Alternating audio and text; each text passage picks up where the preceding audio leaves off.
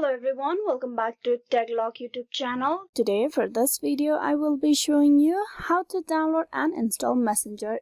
So for that, first of all you need to open the Google Play Store.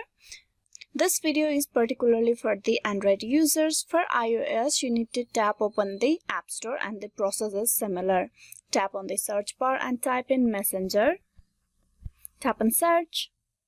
You can see the application on the very top. You need to tap on install for the downloading process.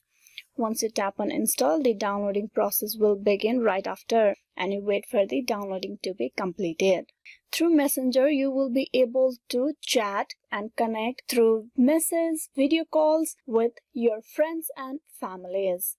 It's a very convenient way of messaging the people that you want to stay connected with. You can see the application has been downloaded. Now you just need to tap on open, and with that you have successfully downloaded and installed the Messenger application. Hope this video was useful. Please like and subscribe the TechLog YouTube channel. Thank you for watching till the very end.